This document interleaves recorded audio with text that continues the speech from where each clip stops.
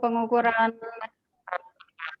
Untuk pengukuran gas dari NH3, kita membutuhkan yaitu larutan penyerap ya, penyerap NH3-nya yang terbuat dari asam sulfat 0,1 N, kemudian larutan penyangga atau larutan buffer, ya, kemudian larutan kerja fenol, kemudian adalah larutan kerja hipoklorit, dan tidak lupa adalah larutan standar amoniak dengan konsentrasi 10 ppm.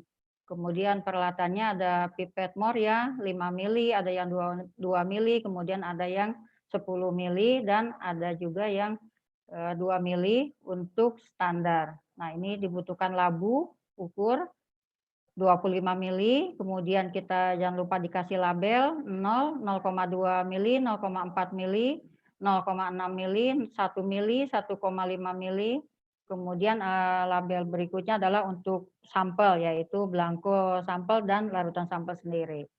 Nah, larutan standar nanti dipipet ya, masing-masing konsentrasinya sesuai dengan label yang sudah kita buat. Untuk konsentrasi itu disesuaikan dengan kebutuhan. Jadi tidak harus 0,2, 0,4, bisa juga 0,1 atau bisa juga dengan 0,5. Nah, ini dipipet 0,2 mili, kemudian 0,4 mili berikutnya.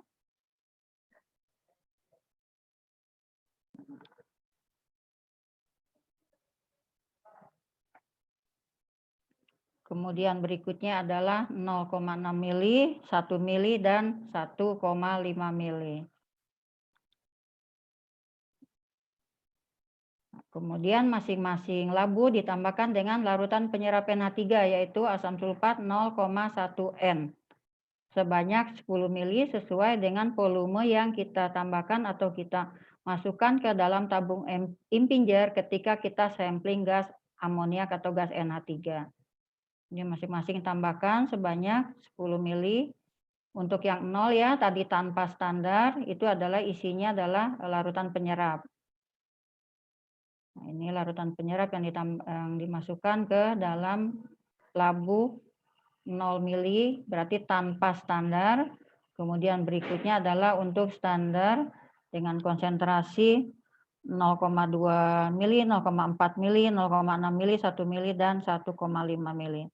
Nah, di sini perhitungannya tergantung kita ya, mau ke mikrogram, berarti yang 0,2 mili, 0,2 dikali dengan 10. Kemudian yang 1 mili berarti 1 dikali 10, berarti 1 mikrogram. Kalau kita mau menghitung ke ppm, satuan ppm itu kita menggunakan rumus V1N1 sama dengan V2N2 atau VACA sama dengan VB-CB sesuai dengan di modul yang ada.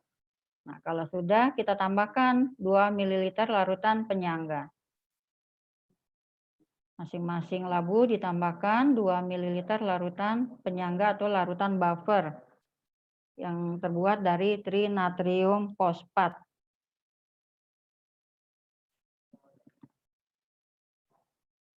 Ini penggunaan pipetnya juga ya harus diperhatikan, ada yang tanda teranya sampai habis, ada yang hanya sampai di tanda tera untuk volume 2 mili. Jadi kalau memang harus dihabiskan berarti kita habiskan, tapi kalau enggak ada tandanya berarti harus di stop sampai tanda menunjukkan angka 2 mili.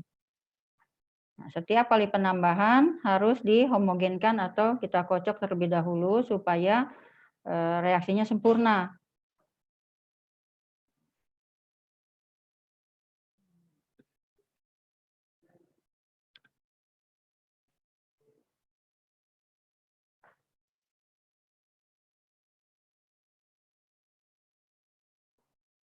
Ya, kalau sudah, kemudian kita tambahkan larutan fenol, yaitu campuran antara fenol dengan sodium nitroprusid. Ini dibilas terlebih dahulu pipetnya supaya tidak terjadi kontaminasi ya. Ini larutan fenol sebanyak 5 ml.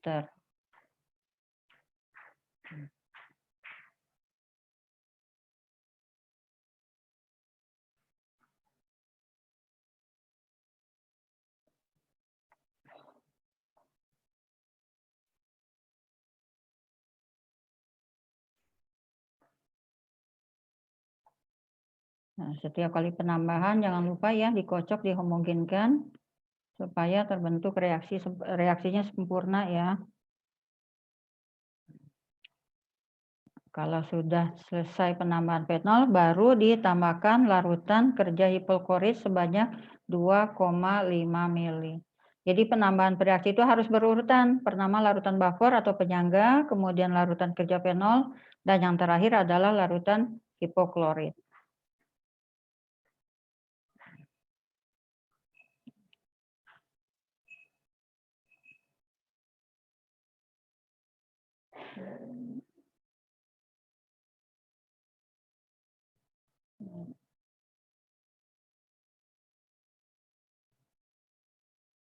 Seperti biasa, pipetnya harus dibilas terlebih dahulu supaya tidak terjadi kontaminasi ataupun terjadinya pengenceran.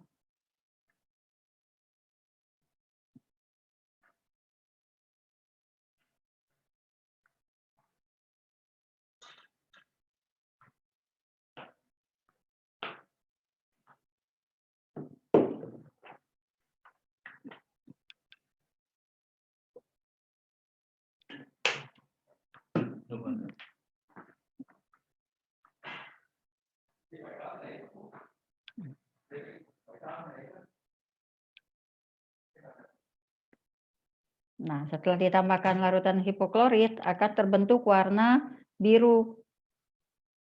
Ya, di sini warnanya terbentuk warna biru sehingga dinamakan dengan metode indofenol atau senyawa penat yang berwarna biru.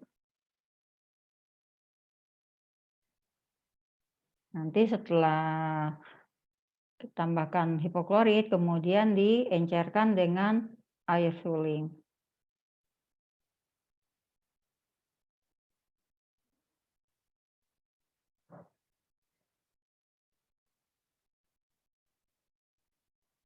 Kemudian setelah ditera, kemudian dikocok, homogen, didiamkan selama 30 menit. Setelah itu baru diukur dengan spektrofotometer pada panjang gelombang 630 nanometer atau pada panjang gelombang maksimumnya.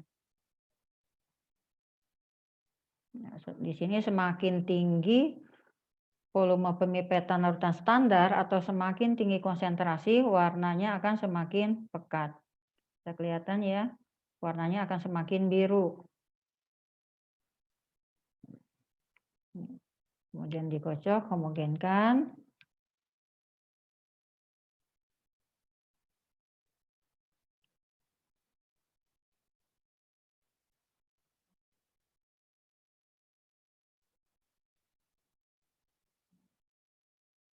Nah, kalau larutan standarnya sudah siap, kita pengerjaan larutan contoh yang kita sampling dari tabung impinjernya kita angkat, kemudian pindahkan ke labu 25 yang sudah kita kasih label sampel ya atau contoh uji.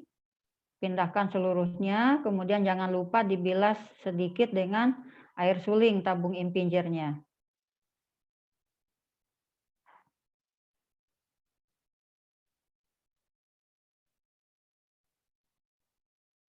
Nah, ini dibilas sebanyak 2-3 kali, jangan terlalu banyak, nanti kalau terlalu banyak penuhan kita tidak bisa menera atau mentepatkan sampai tanda tera 25. Jadi bisa diperkirakan berapa banyak air suling yang harus kita gunakan untuk membilas ya.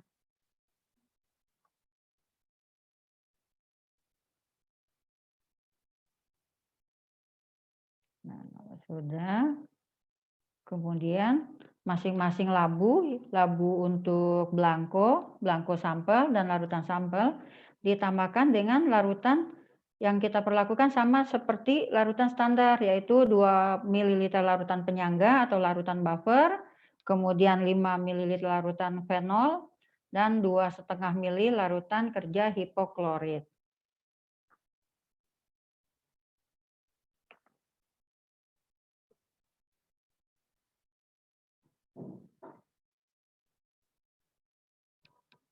Yang pertama tambahkan buffernya. Ini harus berurutan ya. Jangan lupa setiap kali penambahan reaksi harus dihomogenkan atau dikocok.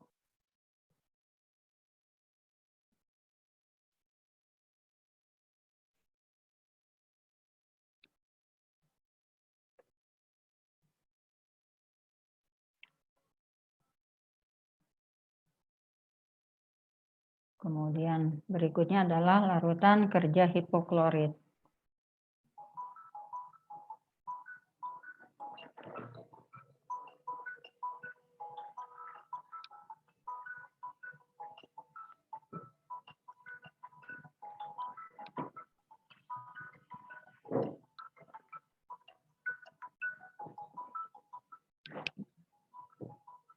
Yaitu sebanyak 2,5 mili larutan hipoklorit.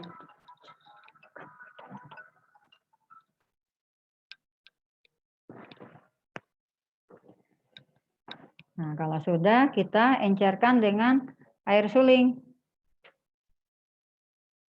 Diencerkan dengan suling, kemudian ditera sampai tanda tera. Kemudian dihomogenkan, dikocok, didiamkan selama 30 menit, baru kita ukur dengan spektro pada panjang gelombang yang sama dengan standar, yaitu 630 nanometer.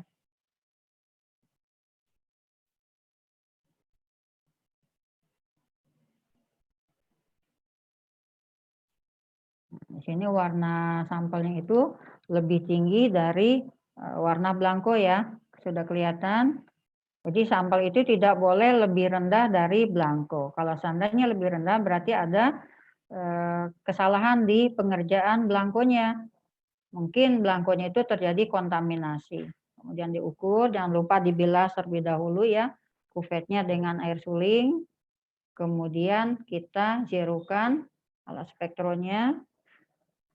Nah, ini pada panjang gelombang 630 nanometer. Ini kita zerokan. Kemudian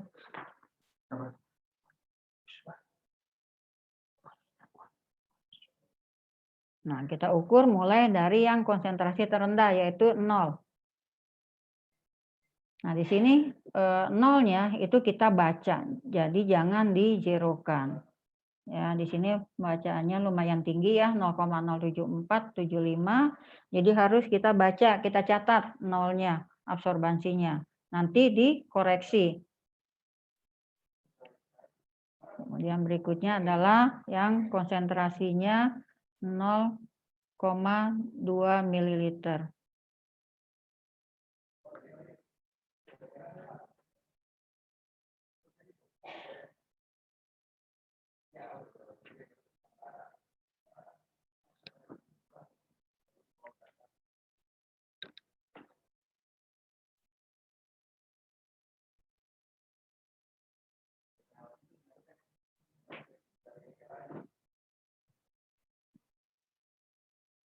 Nah, di sini 0,300 untuk konsentrasi 0,4 ml. Jadi kalau kita mau mengukur standar, itu kuvetnya tidak usah dibilas dengan Aquades, langsung dibilas dengan larutan standar. Karena kita mulai dari konsentrasi yang rendah sampai ke tinggi. Jadi kalau seandainya kita balik mengukurnya, itu harus selalu dicuci ya. Dengan Aquades itu artinya cuci, bukan dibilas. 0,422. Yang berikutnya adalah dengan konsentrasi 1 ml atau sama juga dengan 10 mikrogram.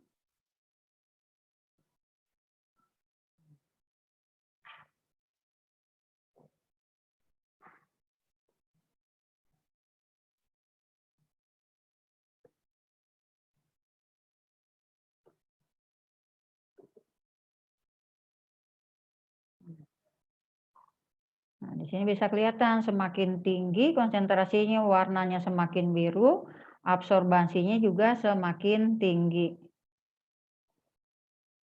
Nanti dimasukkan ke persamaan ya, sumbu X-nya adalah konsentrasi, bisa dalam mikrogram, bisa juga dalam ppm, 988, absorbansinya bisa juga, kemudian sumbu Y-nya adalah absorbansi yang kita dapatkan dari pengukuran.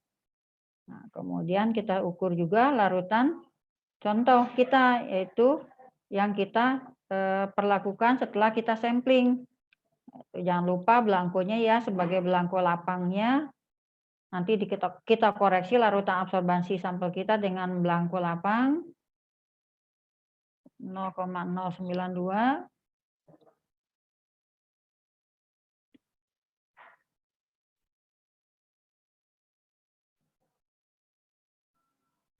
Ini adalah larutan sampelnya.